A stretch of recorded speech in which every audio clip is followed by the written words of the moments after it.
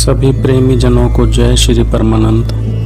जब से मनुष्य इस धरती पर आया है, अनेक प्रश्न उसके मन में उठते रहे हैं, जैसे वह कौन है, किसने उसे बनाया है, उसका यहाँ आना एक स्वाभाविक क्रिया है या उसको बनाने वाला कोई और है। यदि उसको बनाने वाला कोई और है तो इसके पीछे उद्देश्य क्या है। इन्हीं सभी प्रश्नों को लेकर गुरु महाराज से प्रार्थना की तो यह इस चैनल के बनाने का उद्देश्य सिद्ध हुआ। आप सभी से प्रार्थना है कि स्वयं के कल्याण के लिए चैनल को सब्सक्राइब करें तथा अन्य औरों के भले के लिए शेयर अवश्य करें। जय श्री परमानंद। जय श्री परमानंद। गुरु महाराज, आज का जो प्रश्न है वह सुनने में तो बड़ा सीधा सा है, परंतु इंसान की ज़िंदगी में उसके बड़े मायने हैं। एक छोटा सा शब्द है अहम। अहम क्या है और ये किस तरह से मनुष्य के विनाश का कारण बनता है, कृपया प्रकाश डालें। मेरी प्यारी प्यारी आत्माओं, आज का जो प्रश्न है, जो मैं समझा हूँ कि अहंकार क्या है, कैसे इसे हम जाने और ये कैसे हमारे विनाश का कारण बनता है, जो मैं समझा हूँ।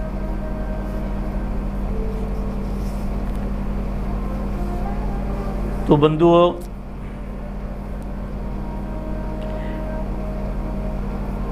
उस परमेश्वर के विषय में भी कार शब्द का संबोधन हुआ है। निरंकार, जैसे अहंकार आपने कहा, निरंकार। तो जो निरंकार के बाद में आता है वो अहंकार आता है, और अहंकार जीव के साथ आता है। जब उसकी उत्पत्ति होती है तो अहंकार उसके साथ आता है। काम, क्रोध, लोभ, मोह, अहम, प्रमाद, ये सारे के सारी चीजें उसके साथ आती हैं। और जैसा उसका प्रारब्ध होता है, जैसा पिछला उसका कर्म होता है, वैसी संगत यहां प्राप्त हो जाती है उसे। कई बार आपने देखा होगा, बड़े अच्छे अच्छे धर्मात्मा,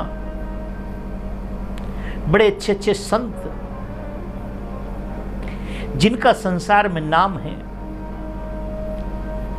जिनका संसार में कुछ स्थान है, जिनके बोलने के कुछ मायने हैं संसार में, वह भी अहंकारी हो जाते हैं। अहंकार उनके सर चढ़ के भी बोलता है, मगर उनको भी मालूम नहीं होता है कि अहंकार हमारे सर पे खड़ा हो गया आकर के। अहंकार हमारे सर चढ़ के बोल रहा है, उनको भी मालूम नहीं होता, क्योंकि ये चीज ही ऐसी है। ये कब प्रवेश कर जाती है हमारे शरीर में, कैसे प्रवेश कर जाती है, ये हम नहीं जानते। कबीर साहब एक शब्द के माध्यम से कहते हैं कि आशा सास है, तृष्णा है साली। आशा इच्छा प्राप्ति की, आशा सास है, तृष्णा है साली, लोभ मोह ससुरारी, और अहंकार है ससुर हमारा, तिनका डरवा भारी, कौन बड़ा परिवारी, हमसे कौन बड़ा परिवारी। उन्होंने अपने परिवार को इसी में सीमित कर दिया है।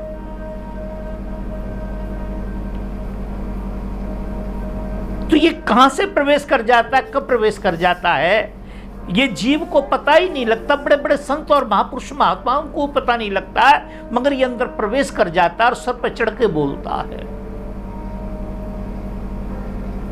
तो अब इसकी पहचान कैसे करें हम? कैसे जाने कि अहंकार हमारे अंदर प्रवेश करके आया या सामने वाले के अंदर प्रवेश है? तो जहां मैं आ जाती है, जहां तू का खात्मा हो जाता है, तो हमें समझ लेना चाहिए कि अहंकार हमारे अंदर प्रवेश कर गया। तू एक, तू अनेक, तेरे रूप अनेक, तेरे देश अनेक, तेरे जीव अनेक, तेरे देने के तरीके अनेक, तेरे लेने के तरीके अनेक। तू एक ही है, देखने सुनने में अनेक आते हैं। जहां तू ही तू आती है, हमें समझ लेना चाहिए कि यह व्यक्ति अहंकार शून्य है। जहां तू ही तू हो रही है, तेरे ही लिए हो रहा है सब कुछ, तू ही सब कुछ करता है, हमें मान लेना चाहिए कि वह व्यक्ति अहंकार शून्य है। और जैसे ही व्यक्ति मैं पे आ जाता है, मैंने ये कर लिया, मेरा ऐसा हो गया, मैंने उसको ये कर दिया, मैंने ऐसा कर दिया, मैंने इतनी बड़ी संगत इकट्ठी कर ली, इतना बड़ा आश्रम बना दिया मैंने, इतना बड़ा मंदिर बना दिया मैंने, इतनी बड़ी फैक्ट्री बना दी मैंने। जब हम गांव से आए थे, हमारे पास क्या था? हमारे पास कुछ नहीं था। हम फलाने शहर से भाग कर के आए थे, हमारे पास क्या था? हमारे पिताजी पंचर लगाते थे, कोई जलेबी की दुकान करता था, कोई चीनी बेचता था, कोई सब्जी बेचता था, कोई कुछ करता था, कोई कुछ करता था। आज हमने अपने बल पे, अपनी बुद्धि के अनुसार हमने ये सब कर लिया है। वो ये भी कह रहा है, अपनी विनम्रता को भी दर्शा रहा है कि पहले हम ये थे, मगर उसके साथ साथ वो अपने अहंकार को भी दर्शा रहा है। वो अहंकार उसके सर पे चढ़ के बोल रहा है कि हमने ये कर लिया, मैंने ये कर लिया, मैंने ऐसा कर लिया। जैसे राम और रावण दोनों एक ही तो थे, राम और रावण दोनों एक ही तो थे, दोनों की तुला राशि थी, दोनों बलशाली थे, दोनों को परमेश्वर का आशीर्वाद प्राप्त था। राम को भी परमेश्वर का आशीर्वाद प्राप्त था, रावण को भी परमेश्वर का आशीर्वाद प्राप्त था, मगर वह मैं ही मैं चला गया, मैंने ऐसा कर दिया, मैं ये कर दिया। राम ने तू ही तू कहा। एक जगह पार्वती शंकर से पूछती हैं कि हे प्रभु, ये जो मैं रूपी दानव होते हैं, ये जो राक्षस होते हैं, जो ये अहंकारी होते हैं, जिनके अंदर इतना भयंकर अहंकार होता है, उनका रूप रंग कैसा होता है, उनकी बोलचाल कैसी होती है, उनका खान पान क्या होता है, कैसे उन्हें जाने? तो शंकर जी बताते हैं कि मां नहीं मात, पिता नहीं देवा, साधुन सन कर बावई सेवा, जिनके यह आचरण भवानी, ते जानहु सब निश्चर प्राणी। क्या कहते हैं कि मां नहीं मात, पिता नहीं देवा। जो व्यक्ति माता पिता को नहीं मानता, और साधुओं से बहस करता है, संतों से बहस करता है। मां नहीं मात पिता नहीं देवा, साधु सन करवा वही सेवा, संतों से उल्टी सेवा करवाते हैं। जिनके ये आचरण भवानी, ऐसे आचरण वाले जो व्यक्ति होते हैं वो सारे के सारे अहंकारी होते हैं। ते जानऊ सब निश्चर प्राणी। कौन है वो? सारे के सारे निश्चर प्राणी होते हैं। कौन? जो माता पिता को नहीं मानते, संतों से उल्टा बहस करते हैं, उनसे अपनी सेवा कराने की कामना करते हैं। ते जानऊ, उन सब लोगों को राक्षस जानना चाहिए, अहंकारी जानना चाहिए। तो पार्वती ने कहा तो अहंकार की परिभाषा हो गई, मगर अच्छे लोगों की परिभाषा भी है। ऐसा तो तकरीबन सब करते हैं। उन्होंने कहा नहीं, प्रातः काल उठ के रघुनाथा, मात पिता गुरु ना वही माथा। ये सज्जन व्यक्तियों की पहचान है, ये देवतुल्य पुरुष की पहचान है, ये संतों की पहचान है, महापुरुषों की पहचान है, जो संसार में कुछ देने के लिए आते हैं। पवित्र आत्माओं की पहचान है कि प्रातः काल उठ के रघुनाथा, प्रातः प्रातः उठ के, सुबह सुबह उठ करके माता पिता और गुरुजनों की सेवा करते, उन्हें प्रणाम करते हैं। प्रातः काल उठ के रघुनाथा, मात पिता गुरु ना वही माता। तो अहंकार हमारे सर में प्रवेश कर जाता है, हमारे शरीर में प्रवेश कर जाता है, हमारे विचारों में प्रवेश कर जाता है, और हम अपने आप में ये कहते हैं कि हम तो बड़े शील स्वभाव के हो गए हैं। जैसे आपने देखा होगा, बड़े बड़े सेठ होते हैं, बड़े बड़े यज्ञों का अनुष्ठान करते हैं, करोड़ों रुपए उसमें लगा देते हैं, और करोड़ों रुपए लगाने के बाद वो कम से कम 5 साल के लिए फ्री हो जाते हैं। यज्ञ कराने के बाद जब भी कोई उनके दरवाजे पर आता, घर पे आता, कोई इत्र मित्र प्यारा आता है, उनसे पूछते, बताओ यज्ञ कैसा रहा? मैंने ऐसा किया, मैंने इतने पैसे लगाए यज्ञ में। अच्छा आप देखो, हलवाई मैंने वहां से मंगाया था, 500, 700, 5000 ब्राह्मण आए थे, मैंने किसी से 1 रुपया लिया नहीं, मैंने ऐसा कर दिया। ऐसा करने से देखो ऐसा हुआ। संतों ने कहा है कि ऐसे काम करने से क्या फायदा जो 5 साल जिसका प्रचार करना पड़े। इसी का नाम अहंकार है। मैंने रामलीला को इतना चंदा दिया, मैं रोज मंदिर जाता हूं, मैं रोज आश्रम जाता हूं, मैं सत्संगी हूं, मैं इतनी देर बैठ के भजन करता हूं। इसी का नाम अहंकार है। और यह व्यक्ति को पता नहीं लगता है कि कब प्रवेश कर गया, सर पर चढ़ के कैसे बोल रहा है। अर्जुन के अंदर अहंकार नहीं होता है। हमारे गुरु महाराज कहा करते थे कि चोरी कर हराम खा,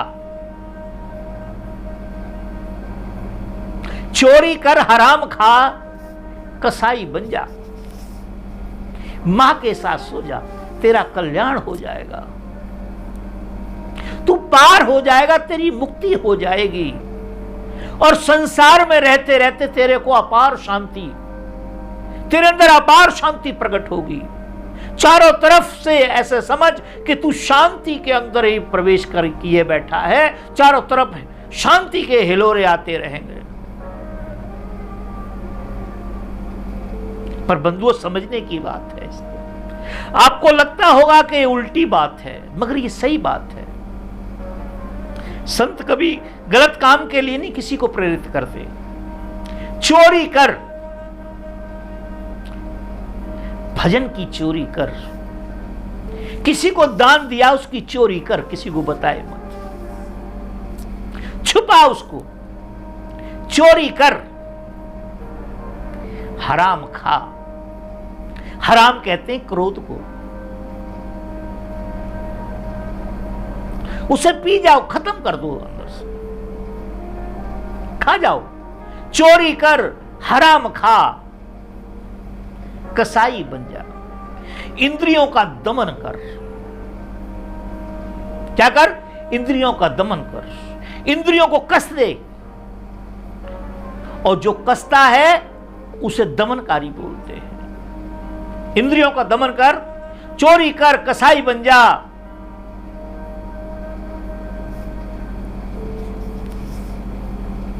और चोरी कर, हराम खा, कसाई बन जा और मां के साथ सो जा।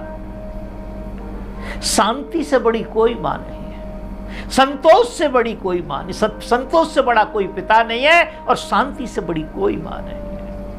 किस किस को याद करो, किस किस को रोइए, आराम ऐसी चीज है जो मुंह ढक के सोइए। पर हम करते क्या है कि हम जो नहीं करते हैं उसे प्रचारित करते हैं। यह अहंकार कराता है। और जो करना चाहिए उसे छुपाते हैं। हम अपने पाप का प्रचार नहीं करते, जबकि हमें अपने पाप का प्रचार करना चाहिए। आज हमसे ऐसा गलत काम हो गया, हमें नहीं करना चाहिए था, हम नहीं करते। इंद्रियों को खुला छोड़ दिया हमने। 70-70 साल के बुढ़े, 80-80 साल के बुढ़े, भोगों से जिनकी तृप्ति नहीं हो पाई अभी तक। क्या कारण है इसका? इसका कारण ही सिर्फ यह है कि न वो कसाई बने, न वो चोर बने, और न अहंकार को खाया उन्होंने, न शांति का पता है उन्हें।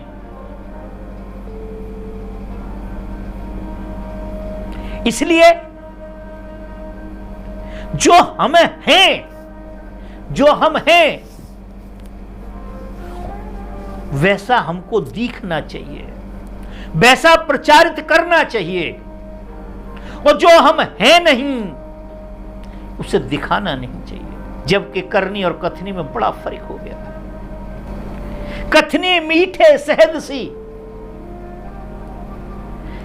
जो कथनी है मीठी शहद सी हो गई है,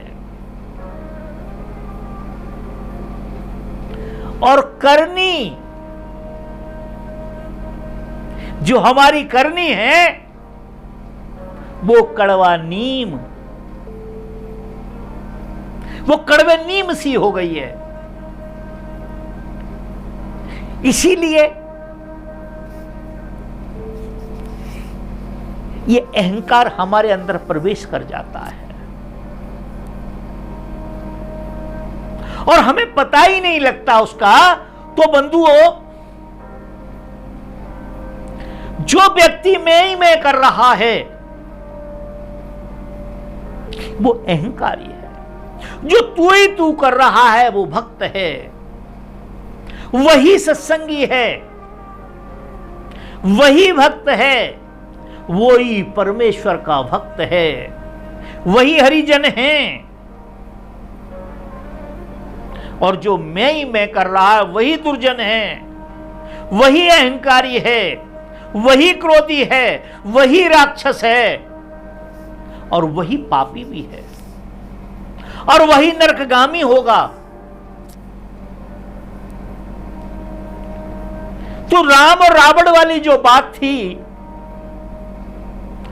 तुलसीदास जी महाराज ने एक पुस्तक का निर्माण किया, और पुस्तक का निर्माण करने के बाद उसका नाम रखा रामचरितमानस।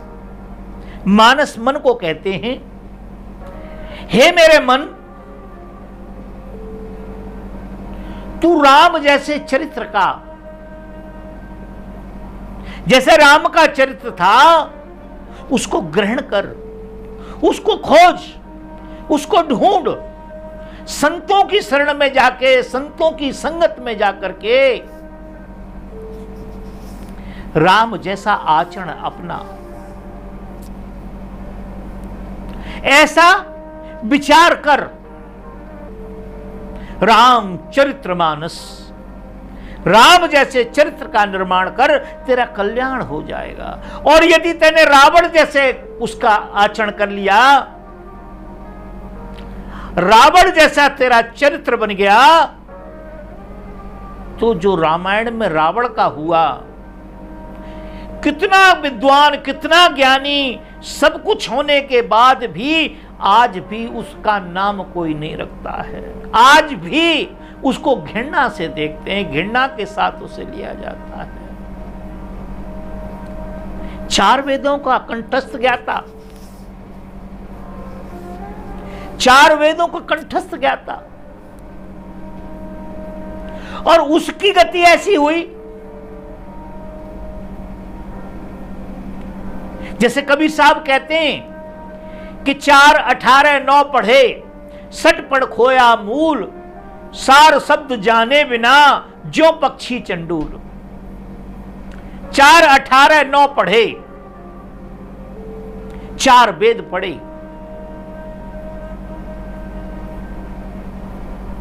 18 पुराण, 9 उपनिषद और 6 शास्त्र। 4, 18, 9 पढ़े, 60 पढ़ खोया मूल।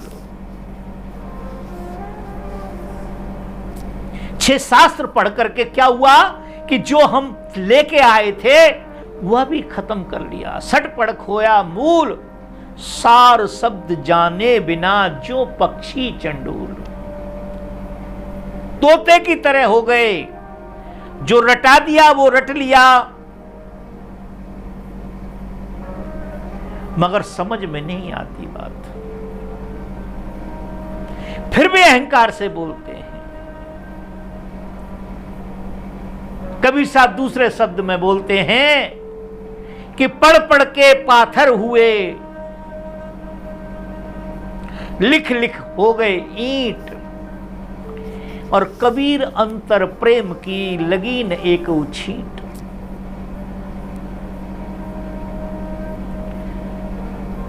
पढ़ पढ़ के पोथियां पढ़ ली, ग्रंथ पढ़ लिए, सब कुछ पढ़ लिया, पढ़ पढ़ के पाथर हुए, कठोर हो गए। पढ़ पढ़ के पाथर हुए, लिख लिख हो गए ईंट, कबीर अंतर प्रेम की लगीन एक उछींट। क्यों? अहंकारी जो व्यक्ति होता है, अहंकार जिसके अंदर होता है, वो बहुत ज्यादा चर्चाएं करता है। जहां देखो सत्संग करेगा, जहां देखो अपने को प्रतिष्ठित करने की, अपने आप को प्रचारित करने की कोशिश करेगा। तो इस प्रश्न में यह आया था कि उसका अंत कैसा होगा, कैसे वो खात्मा हो, उसका खात्मा कैसा होगा। तो उसका खात्मा ऐसा होगा जैसे रावण का हुआ, जैसे कालनेम का हुआ, जैसे कंस का हुआ, और जितने भी आताताई आए ये सारे के सारे अहंकारी थे। इनका जो खात्मा हुआ उसी प्रकार से हमारा भी खात्मा हो जाएगा यदि अहंकार को हम समझ नहीं पाए, अहंकार को हम पकड़ नहीं पाए, अहंकार का हमें यदि ज्ञान नहीं हुआ। संत क्या करते हैं? संत सबसे पहले हमें यही करना सिखाते हैं, इसकी पहचान बताते हैं, हमें क्या करना चाहिए, क्या नहीं करना चाहिए, कब करना चाहिए, कब नहीं करना चाहिए, क्या करना चाहिए, क्या नहीं करना चाहिए, क्यों करना चाहिए, क्यों नहीं करना चाहिए। अहंकार करना चाहिए। किसी बेटी की इज्जत कोई लूट रहा हो, हमें अहंकार करना चाहिए। कोई अपनी मां को प्रताड़ित कर रहा है, हमें अहंकार करना चाहिए। कोई अपने पिता को घर से बाहर निकाल रहा है, हमें अहंकार करना चाहिए। कोई दुर्बल के ऊपर बल का प्रयोग कर रहा है, हमें अहंकार करना चाहिए। मगर उसमें हमारा अपना कारण न हो, हमारा अपना स्वार्थ न हो, तब वो होगा। मगर होता क्या है कि हम ये सब जो कुछ करते हैं अपने इच्छा के लिए, अपने स्वार्थ के लिए, अपनी प्रशंसा के लिए, तो फिर वो काम खराब हो जाता है। तो कहने का जो भाव है, अहंकार कोई ऐसी चीज नहीं है, कोई पहाड़ नहीं है, कोई ऐसी चीज नहीं है, नाक कान नहीं है जो दिखाई देते हैं। अहंकार हमारी प्रवृत्ति का नाम है। जब हमारी प्रवृत्ति में शामिल हो जाता है, जब हमारी आदत में शामिल हो जाता है, जहां हमें बोलना है वहां भी बोलेंगे, जहां नहीं बोलना है वहां भी बोलेंगे, जो बोलना है वो भी बोलेंगे, जो नहीं बोलना है वो भी बोलेंगे। और हमारे गुरु महाराज तो एक ही बात कहा करते थे, अहंकार की पहचान यदि आपको करनी है तो जो मैं कर रहा है वो धर्मात्मा है, जो मैं कर रहा है वही अहंकारी है, वही अहंकार है, वही दम्भी है। और जो तू ही तू कर रहा है, परमेश्वर के लिए तू ही तू कहा जाता है। वो जो करता है वो अच्छा करता है, जब करता है अच्छा करता है, जैसा करता अच्छा करता है, और आगे भी जो करेगा वो अच्छा करेगा। ऐसी हमारे भाव होने चाहिए। मेरी जो समझ में आया मैंने आपको समझाया, बाकी आप जानकार हैं। कहीं कोई भूल चूक त्रुटि हुई हो, आप अपने आप सुधार कर लें। धन्यवाद।